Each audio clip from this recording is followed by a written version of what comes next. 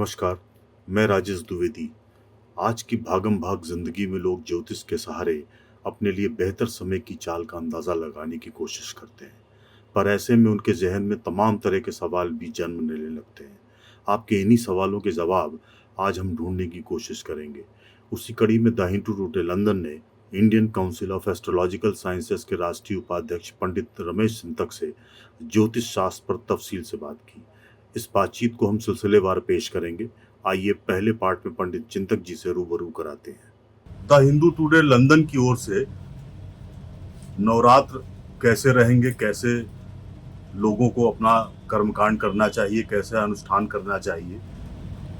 देखिए, नवरात्रि को अगर भारतीय परंपरा की मूल चिंतन धारा में देखें तो नवरात्रि अपने भीतर के जो शत्रु हैं, जो कि प्रतीक रूप से ब्रह्मा विष्णु महेश इन त्रिदेवताओं ने दुर्गा भगवती की आराधना की थी कि जो महिषासुर नाम का राक्षस है उसका संहार करने के लिए। दरअसल हम सबके भीतर भी एक महिषासुर है और उसका संहार करने के लिए ये जो दो नवरात्र, जो प्रकट नवरात्र पड़ती है, दो गुप्त नवरात्र पड़ती है, भारतीय सनातन परंपरा में ये परंपरा है कि इस समय पर आप अपने भीतर के महिषासुर का संहार करें। जैसे भगवती ने संहार किया, ठीक है, तो उसके बाद हम लोग जो शारदीय नवरात्र है उसमें इसीलिए विजयादशमी मनाते हैं। फिर वहाँ पर जब चैत्र की नवरात्र होती है तो नवमी को राम जन्म मनाते हैं और यहाँ रामचंद्र जी ने रावण को भी उसी दिन मारा। हालांकि जो 10वीं तिथि है इसका देवता यम होता है। तो बहुत सी ऐसी बातें हैं जो इस नवरात्र से और नवरात्र के संदर्भ से जुड़ती हुई है।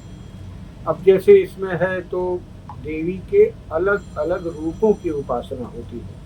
प्रथमम शैलपुत्री, द्वितीयम ब्रह्मचारिणी, तृतीयम चंद्रघंटे, कूष्मांडेत, चतुर्थकम पंचमम स्कंदमाते, सप्तम कात्यायनी, सप्तमम कालरात्रि, महागौरी चाष्टकम। तो ये जो नवमम सिद्धदात्री च नौ दुर्गा प्रतिष्ठा, ये नवमी सिद्धदात्री है। इन सारी तिथियों में अलग अलग देवी की उपासना होती है, देवी के अलग अलग रूप हैं। अगर आप तकनीकी दृष्टि से देखें तो ये बहुत बड़ा वांग्मय है, तंत्र वांग्मय, जो इन सब चीज़ों को बहुत ठीक ठीक व्याख्यायित करता है। लेकिन सूक्ष्म रूप से अगर हम देखें तो नवरात्रि जो है वो एक तो मौसम बदलता है, दूसरा प्राकृतिक परिवर्तन होता है। उस समय आप व्रत रहते हैं, उपवास रहते हैं, उस समय आपके स्वास्थ्य में परिवर्तन हो सकता है। तो उसको बचाने के लिए भी ये जो परिवर्तनकारी मौसम है, ये मौसम को आप उसमें स्वस्थ रह सके आगे 6 महीने के लिए, उसकी तैयारी है। तो शारीरिक रूप से, भौतिक रूप से तो प्रकृति और शरीर से संबंध जो है उसका संबंध नवरात्र से है।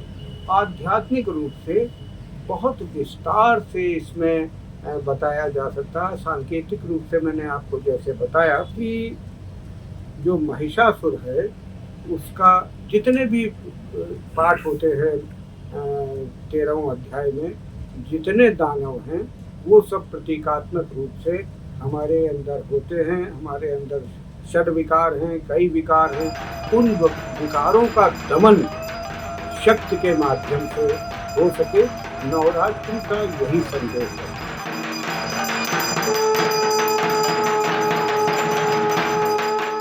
सत्य, सनातन, संस्कृति, वैदिक साहित्य, पौराणिकता और प्राचीन सभ्यता से जुड़ी रोचक जानकारी प्राप्त करने के लिए द हिंदू टुडे चैनल को सब्सक्राइब और शेयर करें। और हाँ, नोटिफिकेशन के लिए कृपया बेल आइकॉन भी ज़रूर दबाएं।